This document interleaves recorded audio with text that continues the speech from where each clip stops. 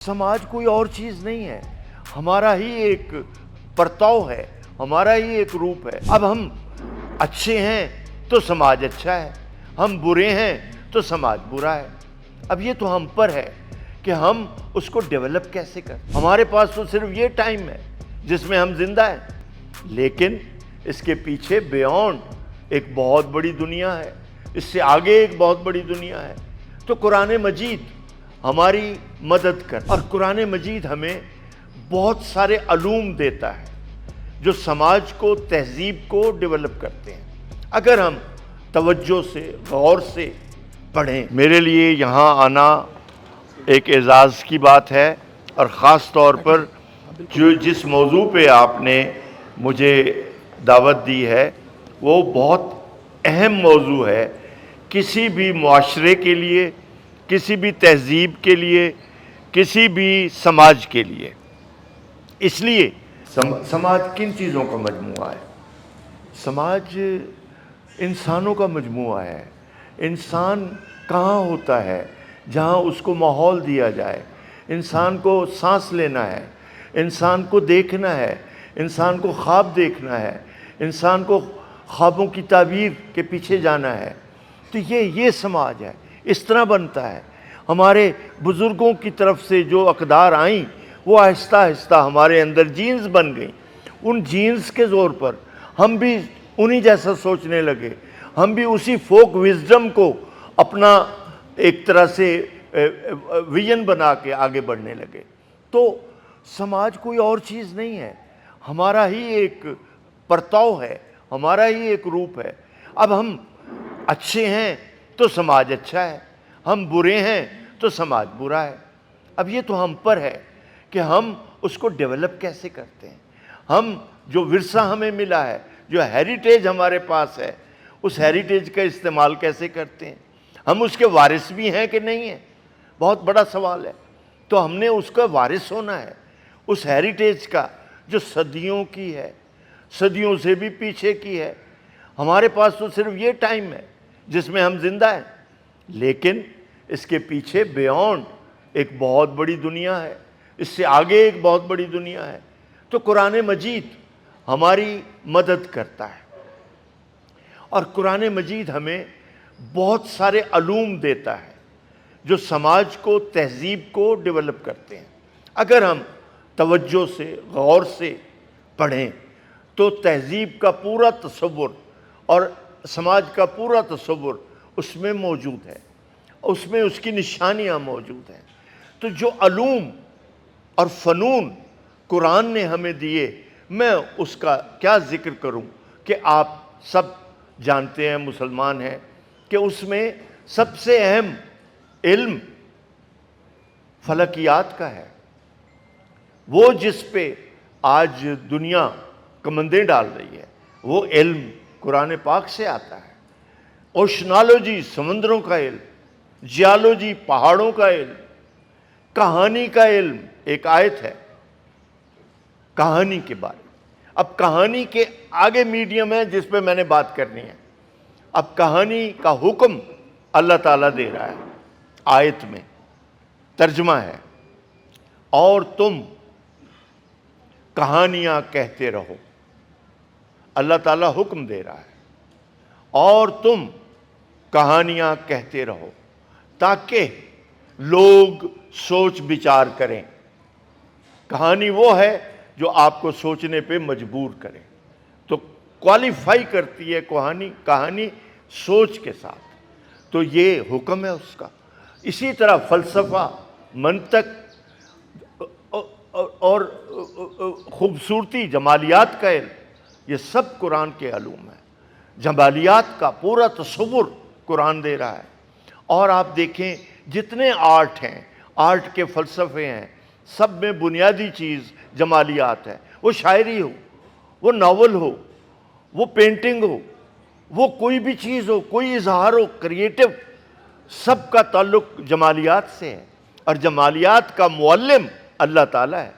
वो तालीम दे रहा है, उसे अपनी खूबसूरती दिखानी है, उसे खूबसूरती पसंद है, तो हमसे तवक्को रख रहा है कि अपने समाज को खूबसूरत बनाए।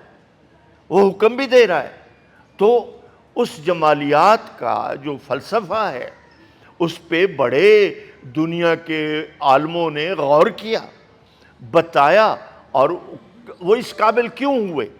اس لیے کہ انہوں نے اللہ کی کائنات دیکھ لی، کہا خوبصورتی تو یہ ہے، اور ہم سبحان اللہ کہنے کے روادار نہیں ہو سکتے جب تک اس کی خوبصورتی کو دیکھیں نہ، دیکھیں گے تو سبحان اللہ کہیں گے۔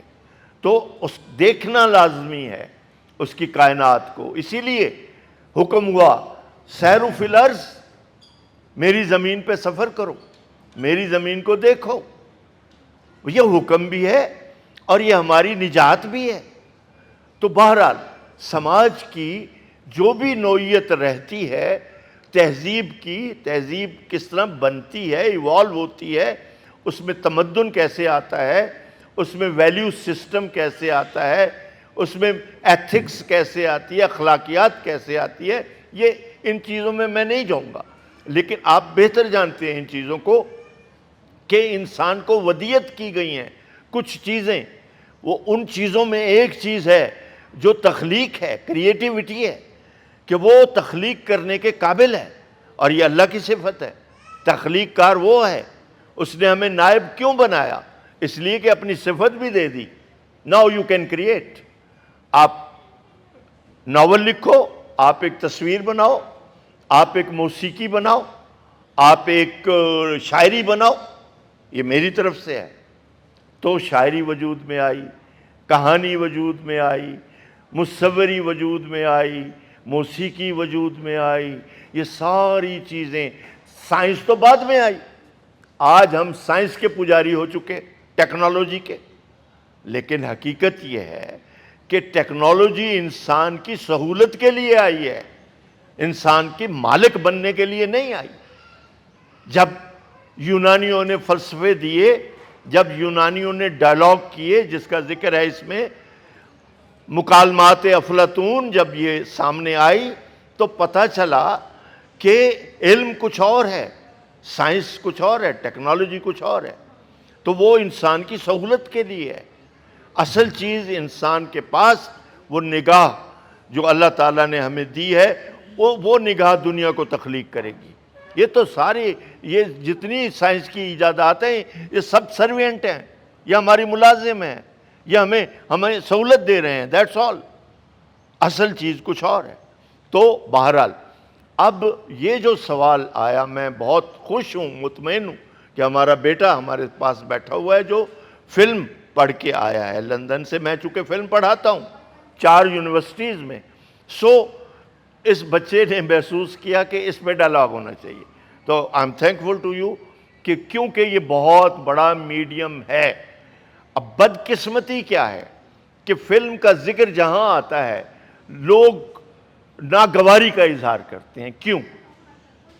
کہ ہمارا ملک ایسا ملک ہے، یا ایون انڈیا بھی، انڈیا کی فلم انڈسٹری بھی کوئی بڑی چیز نہیں ہے، صرف کمرشل انڈسٹری ہے۔ اگر آپ دنیا کی فلم کی ہسٹری پڑھیں، اور اس میں نے تو کئی ہسٹریز پڑھی ہیں، اور اردو میں میری ہسٹری آ رہی ہے، تو ورلڈ سینما کی، یہاں کے سینما کی نہیں، تو اس میں ایک چیز ہے، اس میں ایک چیز یہ ہے کہ فلم کا جو میڈیم ہے، اس میڈیم میں جو اظہار ہوتا ہے اس کی حدود ہی نہیں ہے، اسکائی از دا لمٹ۔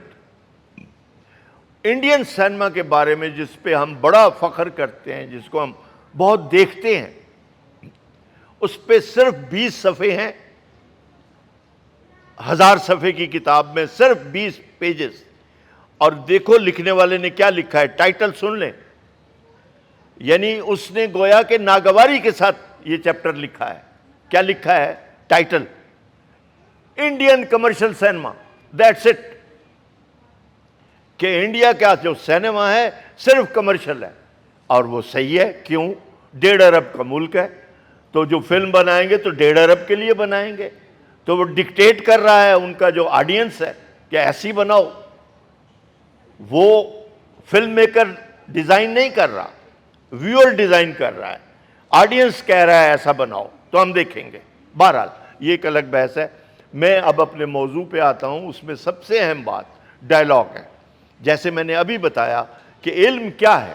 اب اس میں میر درد کا ایک شعر ہے, کمال ہے کہ علم کو کسی نے دیکھا ہے, علم کتنا ہے میئر کیا ہے؟ نہیں, کسی نے نہیں کیا, کر نہیں سکتے. تو شعر ہے 1750 میں لکھا گیا شعر ہے, خواجہ میر درد لکھتے ہیں, بڑا آسان شعر ہے. علم کیا, علم کی حقیقت کیا؟ What a question, basic question ہے. علم ہے کیا؟ خود قرآن کہتا ہے کہ علم کیا ہے, اس کے پیچھے کہاں تک جانا ہے. علم کیا, علم کی حقیقت کیا؟ جیسی جس کے گمان میں آئی.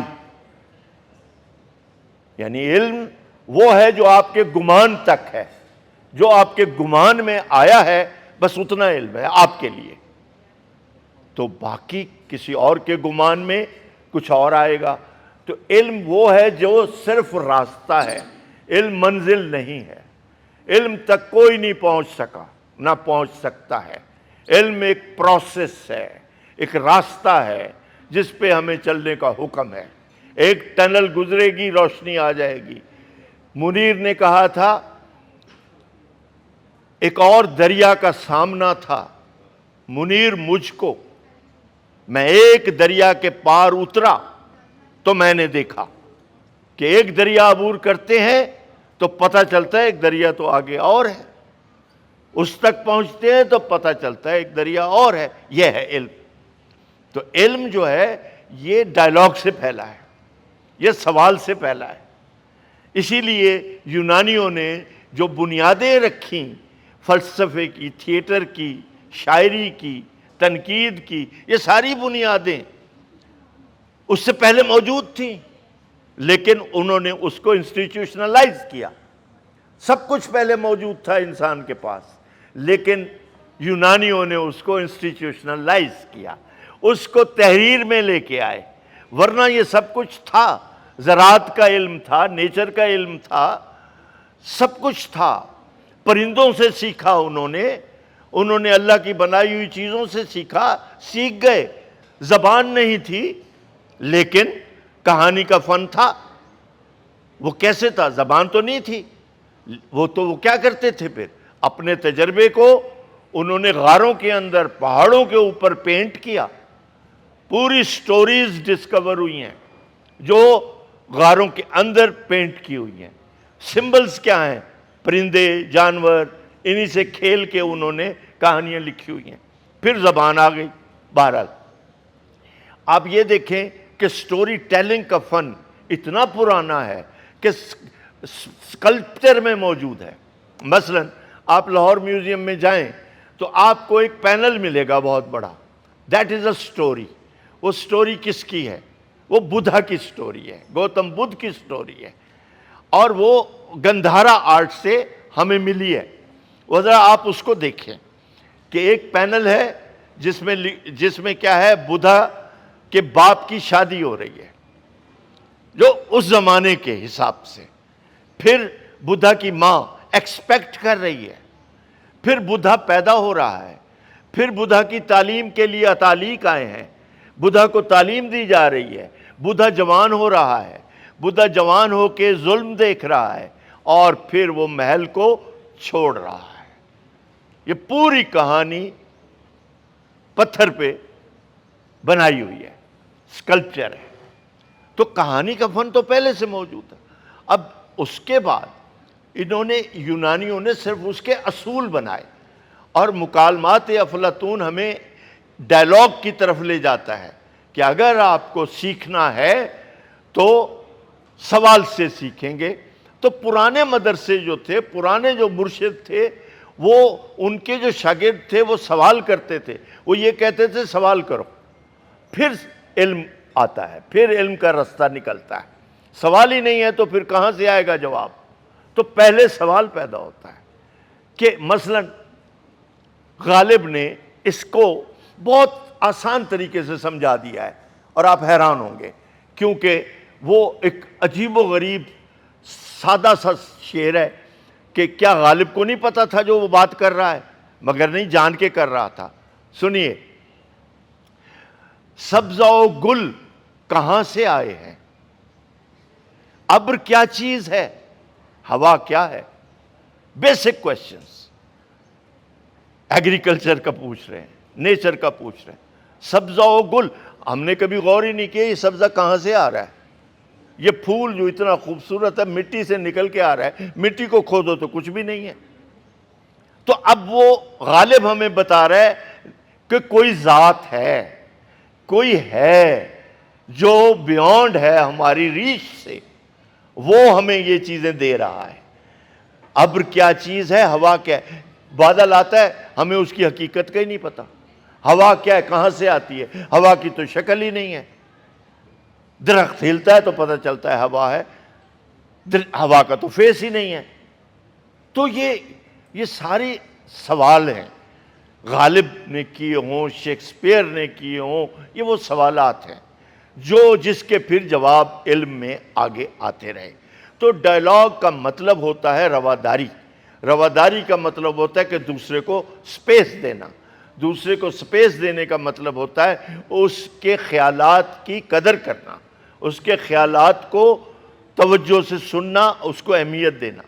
تو یوں کسی بھی معاشرے میں جو اوپن سوسائٹی ہوتی ہے وہاں ڈائلاگ ہوتا ہے، اور جہاں ڈائلاگ نہیں ہوتا کوشچن کو کرب کر دیا جاتا ہے۔ مدرسے میں سوال پوچھے بچہ تو اس کو ایک تھپڑ ملتا ہے کہ بیٹھ جاؤ تجھے کیا پتا۔ تو یہ راستہ روکنا ہے دماغ کا، عقل کا، شعور کا۔ تو بہرحال یہ ساری چیزیں تو آپ کے نالج میں ہیں، ہر کچھ ہے۔ تو ڈائلاگ ایک سپیس کو کہتے ہیں، ایک ایسے ڈسکورس کو کہتے ہیں کہ جو بالآخر کہیں جاتا ہے، بالآخر وہ پروسیس میں چلا جاتا ہے، اور ہم اس پروسیس کے جیسے کہتے ہیں نا کہ آپ کسی چیز کی کھوج کو نکلے تو ہو سکتا ہے وہ چیز آپ کو نہ ملے، لیکن اس کو کھوجتے کھوجتے کچھ ایسی چیزیں مل جائیں جس کا آپ کو شعور ہی نہیں تھا، وہ راستے میں آ جائیں۔ تو یوں سفر جو ہے وہ ضروری نہیں ہے منزل پائے، وہ راستہ بھی پا لیتا ہے۔ بہت ساری چیزیں آپ کو اور مل جاتی ہیں جو آپ کے کام آتی، آپ کو پتہ چلتا ہے کہ یہ بھی تھی، یہ بھی اس کائنات کا حصہ تھی۔ تو اس طرح ڈائلاگ کے تو بہت سارے روپ ہیں۔ اب میں جو بات میں نے شروع کی تھی وہ یہی تھی کہ کہانی کا علم جو ہے وہ قرآنی علم ہے اور پرانا علم ہے۔ اب میں اسی کی طرف آ رہا ہوں کہ ہم نے اس کی قدر نہیں کی۔ اب دیکھیں آپ، قدیم جو رائٹرز ہیں سب کہانیاں لکھنے والے رائٹرز ہیں، ناولسٹ ہیں، داستان گو ہیں۔ ہمارے اپنے اس خطے میں، مشرق میں یا ایون عرب ورلڈ میں کہانی کس شکل میں تھی آپ جانتے ہیں کہ شام کو ایک قصہ گو آتا تھا، آ کے بیچ میں بیٹھ جاتا تھا، لوگ جمع ہو جاتے تھے اور پھر وہ قصہ شروع کرتا تھا۔ کہاں سے شروع کرتا تھا؟ سب سے بزرگ ہے اس کی ذات، یہاں سے قصہ شروع ہوتا تھا، چاہے وہ عرب ورلڈ میں ہو، چاہے ہندوستان میں ہو، چاہے ہندو سن رہے ہوں یا ہندو اس کو ادا کر رہے ہوں، قصہ یہاں سے شروع ہوتا تھا۔ وہ جو ہم سب کا خدا ہے، وہ جو ہمارا خالق ہے، اس نے یہ دنیا بنائی، اس دنیا میں ایک خطہ تھا، اس خطے میں فلاں کی حکومت تھی اور اس کی 3 بیٹیاں تھیں۔ دیکھیں کتنی جلدی وہ کہانی تک پہنچا ہے۔ اللہ کی کائنات سے ہوتا ہوا سیدھا کریکٹر پہ آیا ہے اور سیدھا وہ کہانی پہ چلا گیا ہے، اور آگے پھر اس کا فن ہے جو اس کو لے کے چلے گا۔ اور قصے کے بارے میں یہ مشہور ہے کہ قصہ کبھی ختم نہیں ہوا۔ دنیا میں قصہ کہنے والے اٹھ جاتے ہیں، ان کی جگہ کوئی اور آ جاتا ہے، سننے والے چلے جاتے ہیں، ان کی جگہ کوئی اور آ جاتا ہے۔ تو یوں قصے کا فن مسلسل ہے۔ پھر کہانی کا بھی تصور ہے کہ کہانی کوئی لکھنے والا نہیں ہوتا۔ عجیب بات ہے، یہ میں نہیں کہہ رہا، سارے مغرب کے فلسفی کہہ رہے ہیں کہ کہانی لکھنے والا نہیں ہوتا، کہانی ہوتی ہے اور خود کو لکھواتی ہے۔ کہانی موجود ہوتی ہے، ہمیں نہیں پتہ ہوتا، پھر وہ آپ کے قریب آتی ہے، پھر وہ کہتی ہے مجھے لکھو. یوں سمجھ لیں یہ بات سعادت حسن منٹو نے کسی اور لفظ میں کہی ہے. مثلا اس نے یہ کہا کہ کسی نے پوچھا کہ منٹو صاحب 45 کی ایج میں فوت ہو گیا ہے اور لاکھوں کہانیاں لکھ گیا ہے, دیکھیں ذرا, اور میٹرک میں اردو میں فیل ہو گیا تھا اور اردو کا اتنا بڑا ادیب بن گیا. غور کرنے والی بات ہے. وہی اللہ. تو منٹو نے اس بات کو ایک اور طرح کہا ہے. منٹو سے کسی نے پوچھا بھئی یہ کہانیاں تم کہاں سے لاتے ہو؟ کہنے کا میں تو کہانیاں کہیں سے نہیں لاتا, کہانی تو خود چل کے آتی ہے. مطلب کیا تھا؟ Thank you. مطلب کیا تھا؟ مطلب یہ تھا کہ میں جب گزرتا ہوں زندگی میں سے تو ہر جگہ کہانی پڑی ہوئی ہے, ہر جگہ کوئی نہ کوئی کہانی, کوئی کردار پڑا ہوا ہے, میں وہاں سے لے لیتا ہوں. اور بات بھی صحیح ہے کہ کہانی جو ہے وہ لکھی نہیں جاتی, وہ اپنے آپ کو متوجہ کرتی ہے اور آپ اس کو لکھ دیتے ہیں, بات ختم ہو گئی. اب اس میں کوئی بڑا آرٹسٹ بن جائے, کوئی چھوٹا آرٹسٹ بن جائے تو یہ تو ہو سکتا ہے, لیکن کہانی اسی طرح سے ہی آئی ہے دنیا میں اور اس کا سفر جاری ہے. تو بہرحال کہانی کے مختلف ادوار کو چھوڑ کے اس وقت بھی میں اس کی اہمیت پہ صرف ایک جملہ بولنا چاہتا ہوں تاکہ میں پھر اپنے موضوع پہ آؤں, فلم پہ آؤں اور ڈرامے پہ آؤں, کہ مجھے اپنے وقت کا بھی پتہ ہے, اپنے حساب سے کوئی ایسا مسئلہ نہیں ہے, ابھی ٹائم میرے پاس ہے. تو کہانی کا جو بنیادی تصور ہے اس کے پیچھے یہ ہے کہ ہم سب کردار ہیں, ہم سب کہانیاں ہیں, اور ہم اپنے آپ کو کبھی لکھ رہے ہیں, کبھی ہم اپنے دوست کو لکھ رہے ہیں, کبھی ہم کسی کو لکھ رہے ہیں. تو یہ جو اس کے اب مختلف میڈیمز ہیں, وہ میڈیمز کس طریقے سے آتے ہیں, ایوالو ہوتے ہیں, کہ وہ اس طرح سے ہے کہ انسان نے اظہار کرنا سیکھا. کہانی کو اب شکل چاہیے, کہانی کو اب میڈیم چاہیے. ایک ناول کا میڈیم ہے, ایک شارٹ سٹوری کا میڈیم ہے, ایک داستان کا میڈیم ہے, ایک ڈرامے کا میڈیم ہے. یہ میڈیم ہے جو کہانی کی مختلف شکلیں ہیں. اب آپ یہ دیکھیں کہ دنیا میں سب سے بڑا جو ایوارڈ ہے اس کو ہم کیا کہتے ہیں؟ Nobel price. نوبل پرائز کن کن چیزوں میں ملتا ہے؟ اب آپ غور کریں. سائنس میں ملتا ہے نیچرلی, فزکس میں ملتا ہے, ٹھیک ہے, اکنامکس میں ملتا ہے, سب کو پتہ ہے. پیس, امن پہ ملتا ہے, بالکل ہے. لٹریچر پہ بھی ملتا ہے, ایک شعبہ لٹریچر کا بھی ہے, ادب. گویا ادب امپورٹنٹ ہے, گویا ادب ہماری زندگی کا بنیادی رول پلے کرتا ہے ہماری زندگی کو شیپ کرنے میں. تو وہ ہے. اب وہ ایوارڈ اب تک کن کو مل چکا ہے؟ بڑی عام سی بات ہے, سب کو پتہ ہوگا, گوگل نکل آئے گا. تو یہیں سے کہانی کا ہمیں عزت کرنے کا سبق ملتا ہے کہ 98% جو نوبل انعام ادیبوں کو ملا ہے وہ ناولسٹ ہیں, کہانی کار ہیں, کہانی کے فن کو ملا ہے. 2-4% ہیں جو پوئٹری کے ہیں. یہ دو ہی بڑی اصناف. سو اس سے ہمیں کہانی کی اہمیت کا اندازہ ہونا چاہیے کہ دنیا کا بڑا لٹریچر کہانی میں ہی ہے. وہ چاہے مارکیز ہو جس نے 100 Years of Solitude لکھی, اور آج اس کو دیکھیں تو حیرت ہوتی ہے. نیٹ فلکس پہ آپ دیکھ لیں 10 ایپیسوڈ, آپ کو پتہ چلے گا کہ اس نے 100 years کی جو بات کی ہے وہ کیا ہے, کہ ایک قبیلے کے 100 سال ہیں اور وہ پوری ہیومن ہسٹری کو کور کر رہے ہیں. پوری ہیومن ہسٹری کا سارا جو کہنا چاہیے بنیاد ہے وہ اس کو ڈسپلے کر رہی ہیں. بہرحال میں اس پہ نہیں جاتا.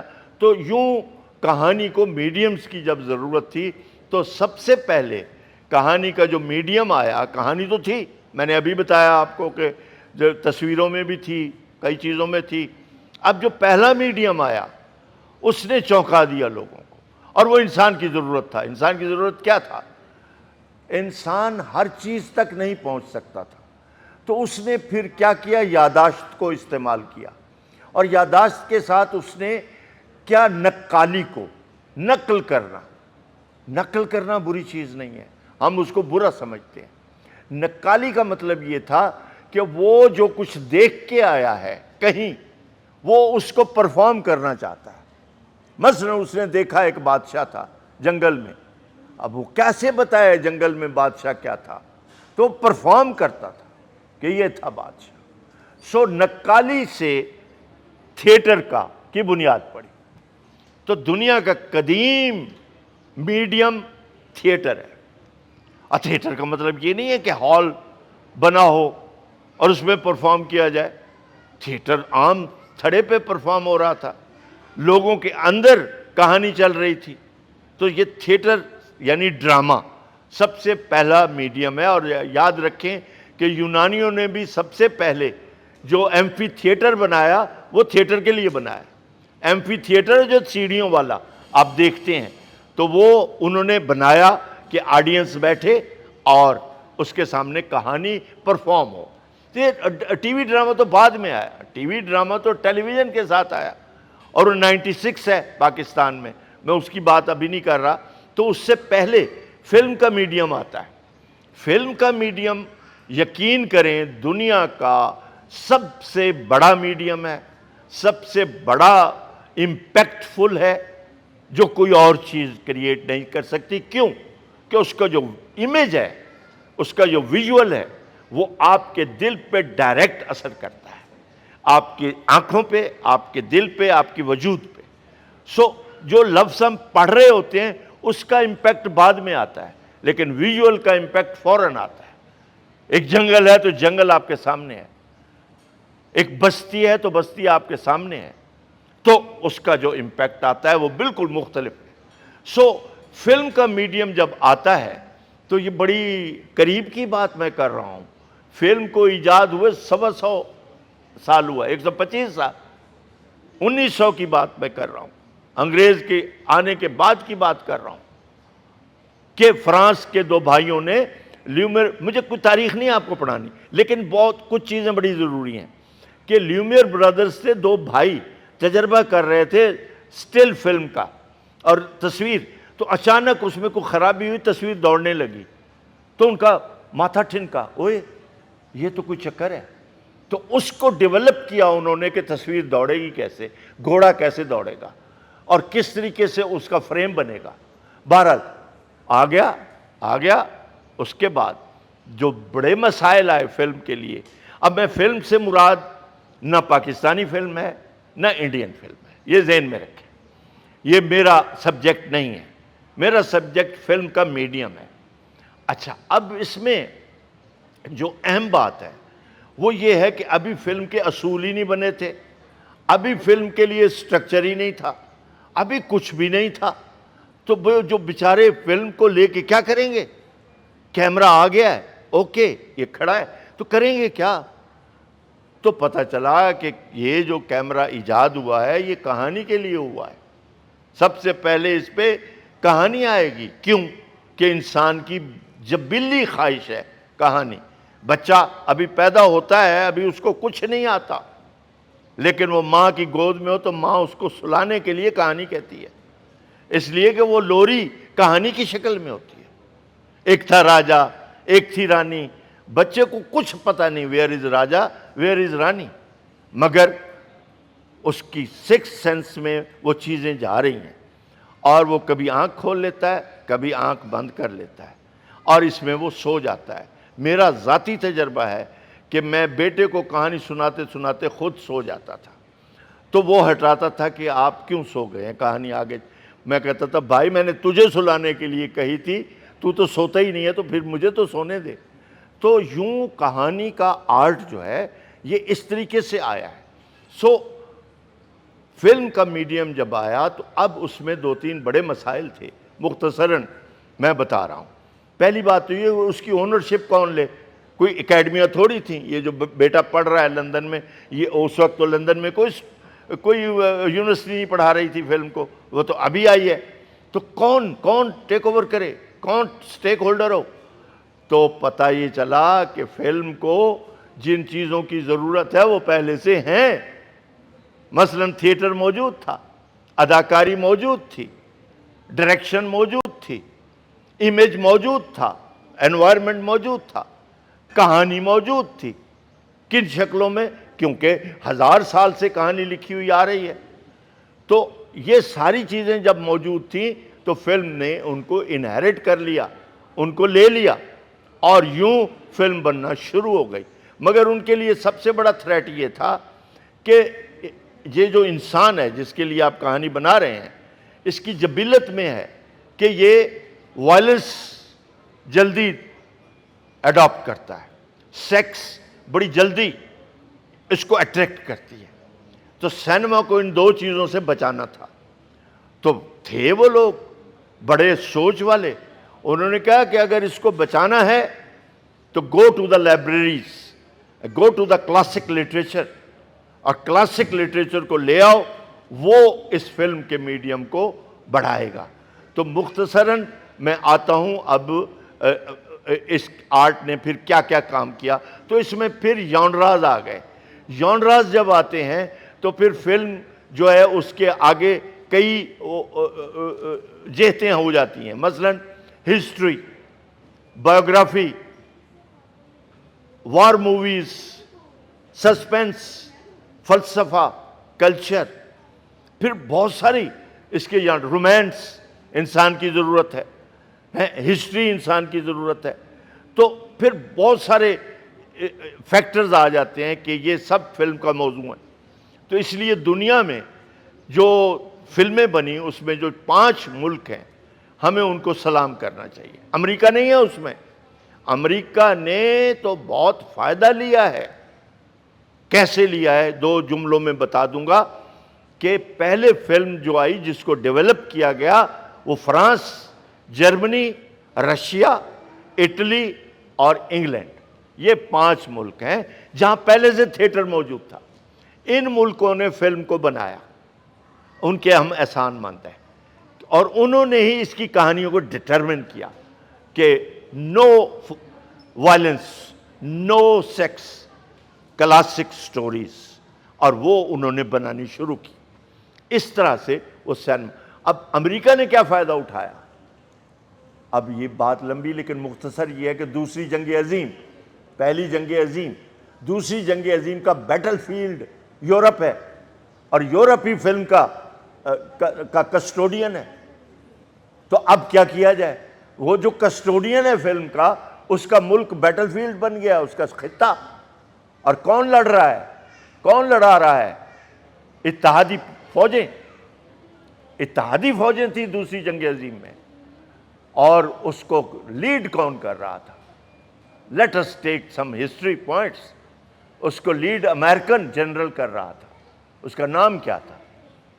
اور یہ چرچل کی بایوگرافی میں، چرچل کی فلم میں یہ سین ہے پورے کا پورا۔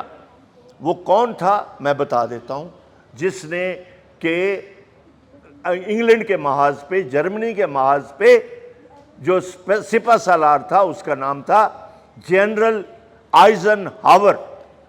یہ وہ بندہ ہے جو بینیفیشری ہے اس جنگ کا، اور وہ صدر یو ایس بنتا ہے، امریکہ کا صدر بنتا ہے، president of U S Eisenhower, وہ سپہ سالار تھا۔ بہرحال بہت لمبی باتیں نہیں ہیں تو اس کو چھوڑ دیتے ہیں۔ تو جب دوسری جنگ عظیم میں یورپ تباہ ہو گیا، اور یہ وہ یورپ ہے جو رینیسانس کا یورپ ہے، جہاں فلسفہ پیدا ہوا، جہاں ہر شے پیدا ہوئی، میوزک پیدا ہوا، یہ وہ خطہ ہے۔ اس خطے کو اس نے کھنڈر بنا دیا امریکہ، یا ان کو آپس میں لڑا کر۔ اب اس کا فائدہ امریکہ کو ہو رہا ہے۔ تو فلم انڈسٹری جو ان ملکوں میں تھی وہ اب مہنگی ہو گئی، کیونکہ ملک ہی غریب ہو گئے جنگ کے بعد۔ تو اس نے اعلان کیا امریکہ نے، اور یہ لکھا ہوا ہے کتاب میں کہ میرے دروازے فلم پہ کھل گئے ہیں، اپنے دفاتر لے آؤ، اپنے انسٹیٹیوشنز لے آؤ، اپنے گروپس لے آؤ، اور آ کے پریکٹس کرو۔ تو وہاں سے ہالی ووڈ بنا، اور وہاں فلم چلی گئی، کیونکہ وہ سستی بنتی تھی۔ اب پائن ووڈ اسٹوڈیو لندن میں ہے، میں اس میں 2 دفعہ جا چکا ہوں، تو کھنڈر بنا ہوا ہے، اس لیے کہ وہ مہنگی ہے۔ فلم بنانا انگلینڈ میں مہنگا ہے، وہاں سستا ہے، ٹیکسز کا بھی نظام اور ہے، اس کو بھی چھوڑ دیں۔ وہ ایک کاسموپولیٹن ایک کلچر ہے اس کے اندر، ایک دنیا کے سب لوگ وہاں موجود ہیں، تو اس لیے ان کو ٹیلنٹ بھی مل جاتا ہے۔ سو یوں فلم انڈسٹری کا مرکز یو ایس بن گیا، اور پھر وہاں سے سارے ٹرینڈز نکلے جو وہ چاہتے تھے، جو وہ دنیا کو شیپ اپ کرنا چاہتے تھے، وہ ٹرینڈز وہ لے کے آئے۔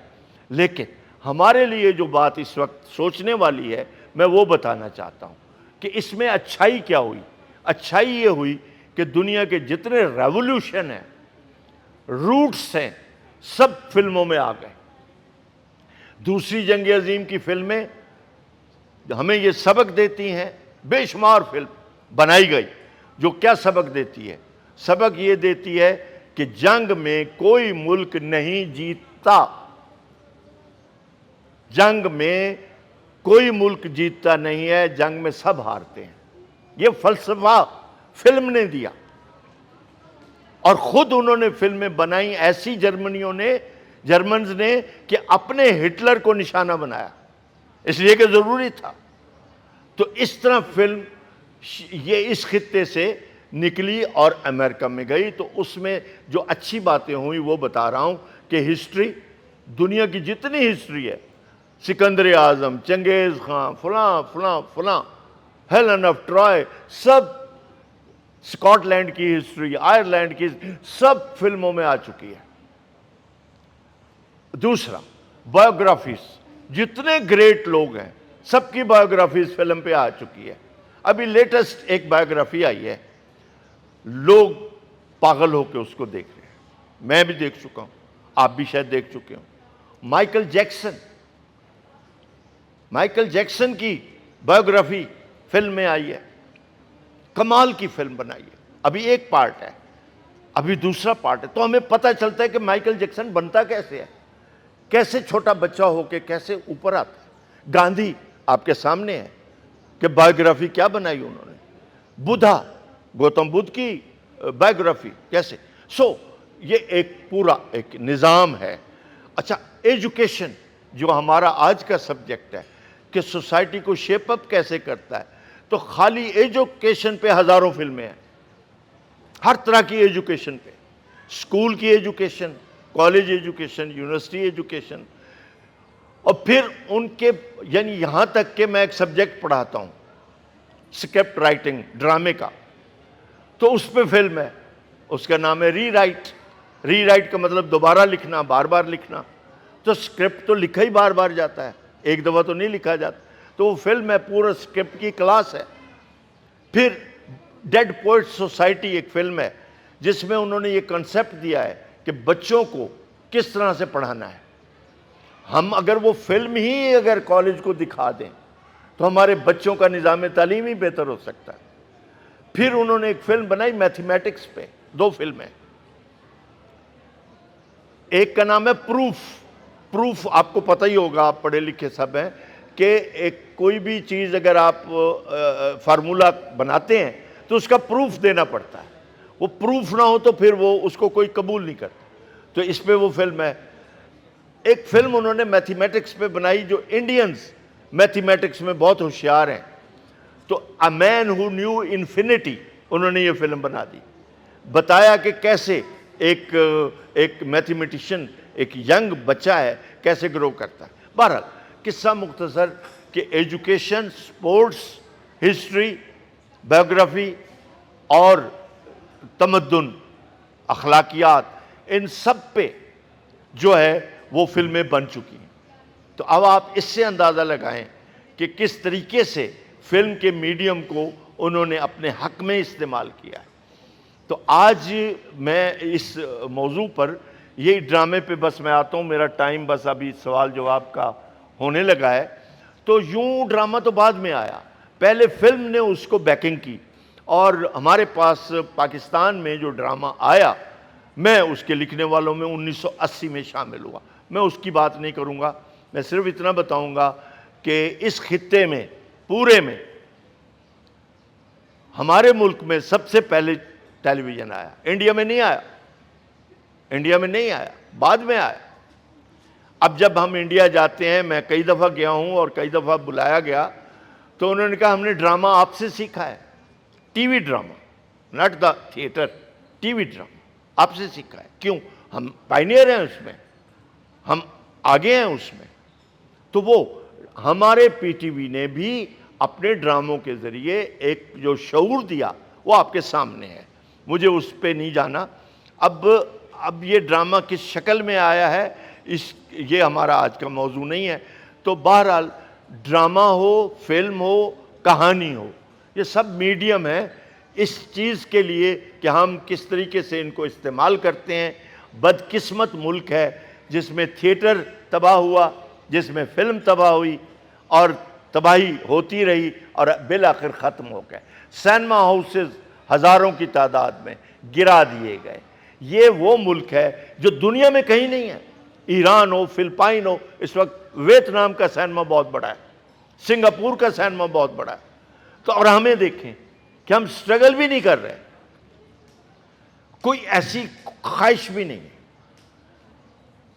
تو یہ ایک بدقسمتی ہے کہ اتنا ٹیلنٹ ہوتے ہوئے ہم اس کو نہیں پا رہے، ہم اس کو ختم کر بیٹھے ہیں۔ تو بہرحال یہ ہمارے لیے سوال بھی ہے اور بہت ساری چیزوں کو جنم دیتا ہے۔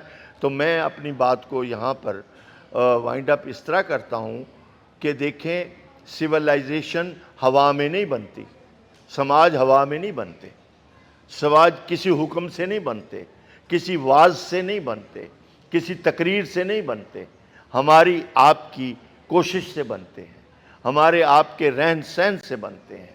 ہم جس طرح سوچنا شروع کریں گے اسی طرح کا سماج ہوگا، ہم جس طرح رہنا چاہیں گے اسی طرح کا سماج ہوگا۔ تو اس میں بہت ساری لمبی باتیں ہیں۔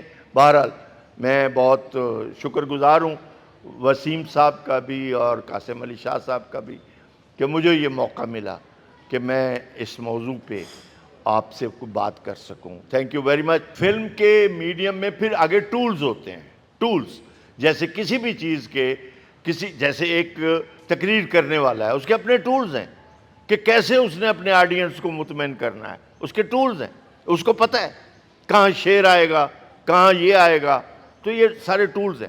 تو جو بات آپ نے کی ہے کہ نیا معنی چیزوں کو ملتا رہتا ہے، اور تو یہ فلم نے بھی سب سے زیادہ جو ترقی کی ہے وہ سمبلزم میں کی ہے، علامت، سمبولک سینما ایک بہت بڑا سینما ہے کہ جہاں جو بات واضح طور پر نہیں کی جا سکتی اس کا سہارا لیا جاتا ہے سمبلزم کا۔ اس کے بعد سوریلزم ایک ایسی ٹیکنیک ہے کہ جس میں آپ جو چاہیں بات کر سکتے ہیں۔ کیسے؟ اس لیے کہ ویوز ہیں، تھاٹ کی ویوز ہیں، تھاٹ کی ویوز آپس میں ملی ہوئی ہیں، آپ ان کو جوڑتے ہیں، آپ ایک تصویر بنا دیتے ہیں۔ اسی طرح ایکسپریشنزم ہے۔ تو یہ سارے جو مصوری کے سکول ہیں یہ سارے فلم کو گئے ہیں، فلم نے ان کو اڈیپٹ کیا ہے۔ میں آپ کو چھوٹا سا واقعہ جو فلم ہسٹری میں لکھا ہوا ہے کہ مصوری نے فلم کو کیا دیا، اس سے چیپٹر کہ میں نے پہلے بھی بتایا ہے کہ مصوری نے فریم دیا کیمرے کو فریم مصوری نے دیا ہے۔ مگر یہ اور واقعہ ہے، واقعہ 1920 کا۔ 1920 میں ایک جو مصور آئے سارے کے سارے سوریلسٹک آئے، ڈالی ہے، مسترال ہے، مونے ہے، یہ ایک پوری دنیا ہے، وین گوف ہے، یہ ایک پورا سلسلہ ہے۔ تو انہوں نے جب یہ سوریلزم کو اختیار کیا تو اب ان کا جملہ آ رہا ہے، غور سے سنیں کہ انہوں نے کہا ہم نے یہ ٹیکنیک کس سے لی ہے؟ انہوں نے کہا دو شاعروں سے لی ہے۔ اگین لٹریچر دے رہا ہے ان کو سب کچھ۔ ان کا دو شاعروں سے لی ہے، ایک کا نام ہے میلارمے، ایک کا نام ہے بودلیئر، دونوں بڑے شاعر ہیں۔ تو ان سے ہم نے یہ ٹیکنیک لی ہے، اور لینے کے بعد ہم نے یہ ٹیکنیک فلم کو دے دی ہے۔ تو جو فلم بینیفٹ ہوئی ہے وہ مصوری سے ہوئی ہے۔ ایکسپریشنزم، سمبلزم، یہ ساری تھیوریاں فلم کے پاس بھی گئی ہیں، اور فلم نے جو آپ نے کہا کہ لفظوں کے معنی بدل جاتے ہیں اور کسی چیز کا مطلب بدل جاتا ہے، تو وہ تو بدلے گا۔ کیوں کہ انسان جو ہے وہ قدرت رکھتا ہے ان چیزوں کے معنی بدلنے میں، کیونکہ وہ معنی بناتا بھی ہے، ڈیکوڈ بھی کرتا ہے، توڑتا بھی ہے۔ یہ انسان کے پاس قدرت ہے۔ تو اس طرح یہ سینما نے اپنے آپ کو وسیع کیا اور اس لیے بے شمار فلمیں ایسی بنی جو ایک دفعہ دیکھنے سے سمجھ نہیں آتی. آپ دیکھ لیں ایک دفعہ دیکھنے میں سمجھ نہیں آئیں گی کیونکہ ٹیکنیک ایسی ہے. لیکن جب آہستہ آہستہ آپ اس فلم کے اندر جائیں گے تو تب پتہ چلے گا کہ ہاں وہ کہنا کیا چاہتا تھا. مثال کے طور پر ایک فلم ہے, اس کا نام ہے سینٹ آف ویمن, عورت کی خوشبو. فلم میں عورت ہی نہیں ہے. کیا کمال لفظوں کا تجربہ ہے. ایک اندھے جنرل کی کہانی ہے جو بینائی کھو بیٹھا ہے اور وہ کہتا ہے بے شک میری بینائی چلی گئی ہے, کوئی بات نہیں ہے, مجھے تم جہاں لے جاؤ گے اگر وہاں قریب عورت ہوگی تو میں کہہ دوں گا کہ دیر از سم ون, کہ عورت موجود ہے, کہ میری اس کی سینٹ سے مجھے پتہ چل جائے گا. بس اتنا ہے عورت کا وجود اس فلم میں, کہیں نہیں ہے. اب وہ فلم آخری 10 منٹ جو اس کے رہتے ہیں اس تک وہ فلم فنی فلم ہے, پتہ ہی نہیں چلتا کہ یہ کس کے بارے میں ہے. بس وہ گھماتا رہتا. ایک لڑکا ہے جو اسکول کا ہے, وہ اس کا کیئر ٹیکر ہے کیونکہ وہ اندھا ہے اور گھر میں کوئی نہیں ہے, تو وہ اس کو روٹی پانی یہ وہ اس کو لے جاتا ہے وغیرہ وغیرہ. تو جب اس کی چھٹیاں ختم ہو رہی ہیں تو بچہ کہتا ہے کہ سر میں کل سے میری آپ سیلری دے دیں. اس کو سیلری دے دیتا ہے, کہتا ہے کل میں اسکول میں میری حاضری ہے. جاتے جاتے کہہ جاتا ہے کہ میرے پہ ایک کیس بنا ہوا ہے اور اسمبلی میں میری پیشی ہے, یعنی اسکول کی اسمبلی میں. بس یہ کہہ کے چلا جاتا ہے. اب پیشی ہو رہی ہے, اسمبلی ہے, فلم کا پتہ چلتا ہے یہ تو اسکول سسٹم پہ ہے. تو وہ اس بچے کو لایا جاتا ہے کٹہرے میں کہ تو نے یہ شرارت کی تھی. کہتا ہے نہیں میں نے تو نہیں کی تھی. کہتا ہے کوئی تمہارا ہے کوئی جو تمہاری وکالت کرے, تمہارے پیرنٹس کدھر ہیں؟ کہتا ہے میرے تو پیرنٹس ہی نہیں ہیں. تو میں تو اپنی وکالت خود کر سکتا ہوں اگر آپ مانیں تو. اتنے میں ایک آدمی آ رہا ہے, سفید چھڑی علامت ہے بینائی کی, وہ لے کے آ رہا ہے. وہ وہی ہے جرنیل, اور سیدھا وہاں آتا ہے اور کہتا ہے کہ میں اس بچے کے لیے بولنا چاہتا ہوں. وہ کہتے ہیں الاؤڈ. اوپر آتا ہے فلم کے last 10 minutes uninterrupted speech of that general. بس اس سپیچ کے بعد فلم ختم ہو جاتی. مگر وہ 10 منٹ پورے امریکی سکول سسٹم کی دھجیاں بکھیر دیتا ہے. ہم نے آج تک اس فلم سے نہیں سیکھا. وہ ایجوکیشن پہ ہے فلم. وہ کیا کہنا چاہتا ہے کہ بچے کو کیا شعور دینا ہے, کیسے دینا ہے, اس کی شرارت کو کیسے ٹیکل کرنا ہے, ہم اس فلم سے سیکھ سکتے ہیں. میرے جیسا بندہ جو بیٹھا ہوا ہے ایک یونیورسٹی میں اور بچوں کی شرارتیں ہو رہی ہیں, میں اس فلم کے بغیر ان کے مسئلے حل نہیں کر سکتا. آپ دیکھیں تو پتہ چلے کہ ہمارے گھروں میں جو بچوں کے پرابلم ہیں. تو پوائنٹ میرا یہ ہے کہ فلم کا میڈیم آپ کو اگر بہتر استعمال کریں گے تو وہ آپ کی سوسائٹی کو دوبارہ شیپ کر دے گا, جیسا چاہیں گے بنا دیں گے. another question. جی وسیم صاحب. ہم اگر اپنا دیکھیں تو ہمارا ایجوکیشن تو جہاں گھر گھر ہر پیرنٹ کو آلموسٹ شکایت ہے یا ایجوکیشن سسٹم میں ہم بہت ساری انویسٹمنٹ کرتے ہیں بچوں پہ لیکن اس کا رزلٹ نہیں ہوتا. اب اس طرح بہت سے مسائل اس طرح میں منٹو صاحب بتا رہے وہ خود کتابیں دے خود مجھے مل جاتی ہیں, کہانیاں آ جاتی ہیں. تو اب ہمارا جو فلم ہے یا تھے تو جب وہ خواب دیکھتا ہے رائٹر جو وہ ناولسٹ یا رائٹر ہے, اب وہ قومیں ان خوابوں کے ساتھ حل ہوتے ہیں. اچھا اب وہ کیا خواب دیکھنے کی کوئی پرابلم آ گئی؟ اب ہمارا فالٹ لائن کہاں آپ سمجھتے ہیں کہ خواب دیکھنے جو اچھے خواب جو قوموں کو آگے لے جا سکتے تھے وہ دیکھنے والے کارنر کیسے ہو گئے؟ وہ تو کارنر میں یا تو ان میں کوئی کمی آ گئی, ان کے ٹیلنٹ میں کوئی کمی آ گئی, یا کیا ہو گیا قوم نے ان کو ویلکم نہیں کیا. یہ تو شکایت اگر ہم کریں کہ شاید یہ اتنی مناسب نہ ہو کیونکہ انہوں نے تو اوپینین بنائی تھی. تو ہمیں یا اسٹیٹ کی جو پالیسی یا کیا ہوا کہ ہم یہ روڈ مس کر گئے, یہ ٹرین مس کر گئے, اور کیونکہ خواب نہیں ہمارے پاس, جب خواب ہی نہیں ہے, خواب دکھانے والے نہیں ہیں, فلم میں نہیں ہے, نہ تھیٹر ہے, نہ فلم ہے, نہ ڈرامہ کو کوالٹی ہے, تو میرا خیال ہے اس لیے شاید ہم گم گئے. بہت اچھے وسیم صاحب. بالکل ایسے ہی ہے جیسے خواب جو ہے پودے کی طرح ہے, اگر اس کو پانی نہیں دو گے, اگر اس کا دھوپ اس کو نہیں لگے گی تو خواب مر جائے گا. ایک بات. اور دوسرا, اس میں بڑی نظمیں بھی ہیں. دیکھو میرے خواب کا راستہ مت روکو. خواب کے راستے بھی تو روک دیے جاتے ہیں. آپ کو خواب کون دیکھنے دیتا ہے؟ کیونکہ خواب تو سوال پیدا کرتا ہے, خواب تو چیلنج کرتا ہے, آپ کی بہت ساری چیزوں کو چیلنج کرتا ہے, سوسائٹی کو چیلنج کرتا ہے. تو یہ کون دیکھنے دے گا آپ کو؟ ایک بات. اور دوسری بات یہ ہے کہ کوئی بھی سوسائٹی میں جب دباؤ ہوگا, جب سچ بولنا مشکل ہوگا, جب آپ کے بہت سارے گروپس کے اپنے اپنے مفادات ہوں گے, جب آپ کی اسمبلی تاجروں کی اسمبلی ہوگی, اس میں کوئی خواب دیکھنے والا نہیں ہوگا, تو خواب آپ کیسے دیکھیں گے؟ خواب کی پرورش کیسے کریں گے؟ ظاہر ہے نہیں ہو سکتی. اب اس میں جو بات آپ نے شروع میں کی ہے وہ اتنی کمال کی بات ہے. مثال کے طور پر میں نے ابھی 2-3 فلمیں بتائیں, یا 4, 6, 10 اور بھی ہیں.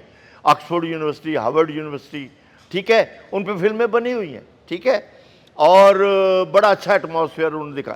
ہماری یونیورسٹی کی سطح پر اس وقت ایجوکیشن سوالیہ نشان ہے اور بہت مشکل میں ہے. میں بالکل کلیئر بات کر رہا ہوں, میری زندگی اس میں گزری ہے. اچھا, اب اگر فرض کرو مجھے یونیورسٹی کے کلچر پہ فلم بنانے دیں تو دے دیں اجازت مجھے, پھر میں دیکھوں, یا سرمایہ بھی دیتے تو میں بتاؤں کہاں فالٹ لائن ہے. آپ نے جو بات کی, تو ہمیں تو نہیں بنانے دی جائے گی, ہمیں تو نہیں کوئی سرمایہ دے گا کہ آپ اس کے لیے کریں. کیوں؟ کہ وہ سٹیٹس کو ہے. سٹیٹس کو جو ہوتا ہے وہ رہنے کے لیے ہوتا ہے, اور اس کو استوار کیا جاتا ہے, اس کی جڑیں بنائی جاتی ہیں, پھر وہ سسٹم رہتا ہے. تو اس وقت ہمیں تو پتہ ہے کہ کیا مسئلہ ہے, کہاں مسئلہ ہے. مثال کے طور پر 8 یونیورسٹیوں کے پروفیسروں کو میں نے ٹریننگ دی 2 دن کی. 8 یونیورسٹیوں کے پروفیسروں نے اینڈ آف دی ڈے ایک ہی بات کی کہ سر آپ نے جو کہا ٹھیک تھا یا غلط تھا, اس کو ایک طرف رکھ دیتے ہیں. ہم بیٹھے ہوئے ہیں, ہمیں اپنے مضمون کے علاوہ کسی چیز کا نہیں پتا, کہ ہمارا جرنی صرف ایک ناک کی سیدھ میں رہا ہے کہ M S C, botany, zoology, physics. ہمیں ساتھ والے ہمسائے کا نہیں پتا. تو آپ ہم سے پوچھتے ہیں کہ فیض احمد فیض کون تھا, علامہ اقبال کون تھا. ہاں نام سنے ہوئے ہیں, پر ہم جانتے نہیں ہیں. تو جس ملک میں ہائر ایجوکیشن کے سارے لوگ آرٹ سے ناواقف ہوں, کلچر سے. میں نے پوچھا مونے کون ہے, میں نے پوچھا وین گوف کون ہے, تو نو. پکاسو کون ہے, نو. تو یار جس ملک میں تھیٹر کے کون بڑے رائٹر ہیں, نو. تھیٹر ڈزنٹ مین پاکستانی, دنیا کا. تو نہیں پتا. سو انہوں نے افسوس کیا, کئی کے ڈاکٹرز نے افسوس کیا کہ سر ہمیں محروم رکھا گیا ہے. آپ لکھیں, آپ اسی لیے آئے ہیں نا, تو لکھیں, ہم بھی لکھتے ہیں کہ یہ نظام بدلا جائے. تو جب ایک چیز سامنے آ چکی ہے, ساری دنیا جان چکی ہے کہ یہ ایک علم نہیں ہوتا, وہ علوم ہوتے ہیں جو ایک ماحول بناتے ہیں. تو لیکن ہم نے اس پہ کوئی توجہ نہیں دی, کچھ نہیں ہے. یہ ساری چیزیں اس وقت اردو کا داخلہ نہیں ہے, انگلش میں داخلہ ہے, اس لیے کہ اس زبان کو سیکھ کے آپ کو نوکری مل جاتی ہے. فلسفہ بند ہو چکا ہے, ٹھیک ہے, نفسیات کے کم سٹوڈنٹ ہیں, تاریخ کا بندہ ہی کوئی نہیں ہے جو تاریخ پڑھنا چاہے. سو یہ ساری چیزیں دنیا میں نہیں ہیں, ہمارے ہاں ہیں. فلم کا آرٹ اب سکھایا جا رہا ہے جب فلم ختم ہو چکی ہے. تو یہ سارے فیکٹرز ہیں جس کی وجہ سے آپ کا سوال وہیں آ کے رک جاتا ہے کہ ہمیں خواب دیکھنے کی اجازت ہی نہیں ہے. جی پلیز.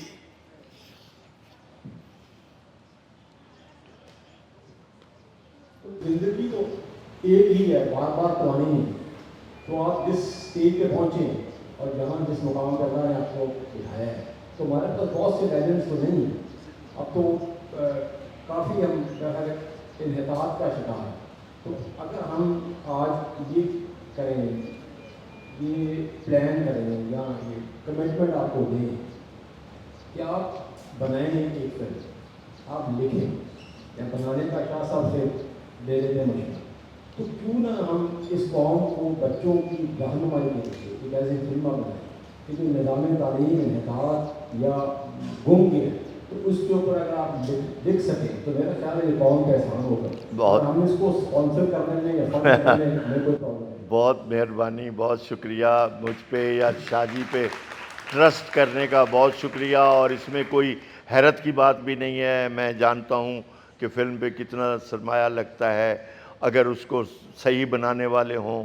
اب بدقسمتی آپ کو میں کیا بتاؤں, میں 10 سال سینسر بورڈ کا ممبر رہا. میں ہی فلمیں سینسر کرتا تھا جب فلمیں پنجاب میں سینسر ہوتی. خیر اس بحث میں نہیں پڑتا, سیدھی بات بتاتا ہوں کہ جو انڈسٹری ڈوبی ہے اس کی چند مین ریزنز تھے کہ نمبر 1 الیجیٹیمیٹ فائنینسنگ, کہیں سے پیسہ آ رہا ہے, بلیک منی, اس کا پتہ ہی کچھ نہیں ہے. پرپزز ادر دین آرٹ, ہر فلم میکر کے پرپز الگ ہوتے تھے فلم میکنگ کے علاوہ, وہ سب آپ کو پتہ ہے.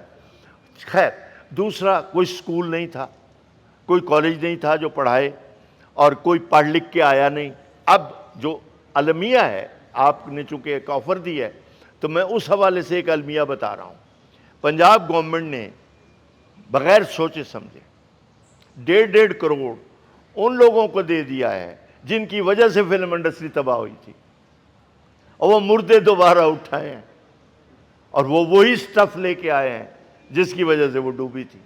اب یہ کون سمجھائے پنجاب گورنمنٹ کہ بھائی یہ پیسے دینے تھے تو ینگ سٹوڈنٹس کو دیتے, یہ جو بیٹھا ہوا اس کا صحیح استعمال کرتا, وہ نہیں کیا. این سی اے کے بچوں کو دیتے جو ہر سال اپنا تھیسس بناتے ہیں, میں اس کی جوری کرتا ہوں, تو ان کو نہیں دیا. تو نتیجہ, جس ملک میں اس طرح سے چل رہا ہو تو پھر وہ تو وہی چیزیں لائیں گے جو جہاں سے چھوڑا تھا, وہی سبق پڑھائیں گے, اور وہ نہیں چلے گا, پیسہ ڈوبے گا. اب آخری بات جو آپ کے حوالے سے ہے, یقیناً بہت اچھی فلمیں بن سکتی ہیں ایجوکیشن, بلکہ بننی ہی ایجوکیشن پہ.